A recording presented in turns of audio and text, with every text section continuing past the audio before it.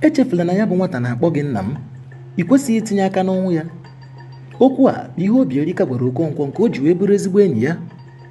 Mwute, arịrị na obi mgbawa bịa bụrụ nke ezinụlọ Okonkwo mgbe ha maara na a ga-egbu Ikemefuna. Nwunye isi Okonkwo were Ikemefuna dịka nwa nke ya. Nwoye bụkwanụ nwa nke mbụ Okonkwo mụrụ were Ikemefuna dịka nwanne ya nwoke. Nke a bụ maka etu ha siri wee dị ya na ọtụtụ ihe ọ na-amụtakwa n'aka ya bụ Ikemefuna. Ma gị marakwa na onwe ihe ọbụla dị njọ Ikemefuna mere na-abụghị na eji ya wee mee nwa atụrụ ejiri chụọ àjà ka udo were dị n'etiti ụmụ ọfịa na ya bụ obodo Ikemefuna siri bịa bụ Mbenọ. Okonkwo na onwe ya were ya bụ Ikemefuna dịka nwa nke ya maka o nwere nsọpụrụ ma dịkwa ike ọkpụkpụ aka. Ọ chọghịkwana igbu ya bụ nwata maka nkịta anaghị ata ọkpụkpụ anyabara ya n'onu, mana o bidoro chebe ihe ndị mmadụ ga-ekwu ma ọkwanụ chee ma ọ bụrụ na o gbughị Ikemefuna n'aka ya. Adịrị gbara Okonkwo oge ọbụla ma o cheta na ọ bụ ya ga-egbu Ikemefuna. Ka o were zaa dike n'anya ndị obodo, o mechara gbuo Ikemefuna ma zaa ya bụ dike ebe ọha obodo nọ, agbanyeghị na o sighi ya n'obi. Ọnwụ Ikemefuna butere ọtụtụ ihe dị njọ na ndụ ma na ezinụlọ Okonkwo.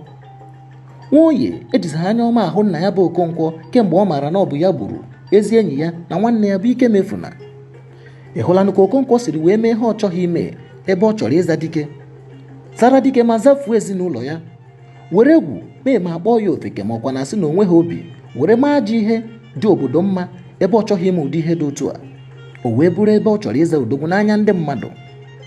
Ọtụtụ n'ime anyị dị otu a n'ụwa a. Anyị achọghị ime ama ihe ahụ anyị na-eme ọ ga-ere isi na abụọ.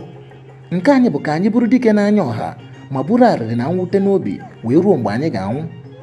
Ụfọdụ ndị mmadụ anaghịkwa na-eme ma ọkwanụ kwuo ihe dị mma ha kwesịrị ime ma ọkwanụ kwuo tupu ndị mmadụ asị na ha enweghị obi.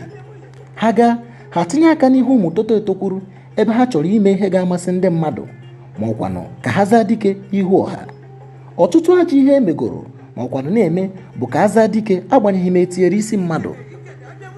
Gị onye na-ebi ndụ gị ka o wee dabara ndị mmadụ tupu akpọọ gị onye ụjọ, marakwa ma cheta na ọ bụ n'ama onye ụjọ ka a na-anọ elegara ama nwa dike anya.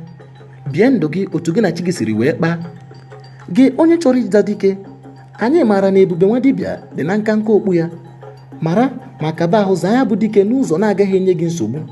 Dike anaghị emerụ ala, ma gị mara na ọ bụghị aha a na-enweta site n'itinye aka n'ihe na-ezighị ezi, maka na dike kasị dike bụ dike dị ndụ. Ọ na-aba akpọkue ọza na-ebighị mwute na arịrị n'obi na ọzịza ọ zara. Mara ihe eji aza dike. Enyi m, Willis na kama ọchị ga-achị ebe esi kwasara ya n'ọkụ, amụma ụzọ ya na dinta si were gba ọsọ. Ya mere, chetakwa ka ime ihe niile dị iche iche ndị ahụike doro anya gwara anyị iji were megide ma mebie nya bụ ọrịa nje COVID. Ọ dị mma onye ọma gere ntị n'ụbọchị taa bụ Satọde, abalị 19 nke ọnwa Septemba, bụkwa ahịa nkwọ n'ala Igbo. Anyị sị ka ọ baara gị bụ nwoke ma baara gị bụ nwaanyị. Onye ịnụrụ onu ya bụ Maazị Ndụdị na-asụ unu ka emesịa nụ maka bahụ ka isonyere anyị n'izu ụka ọzọ. Anwụchule.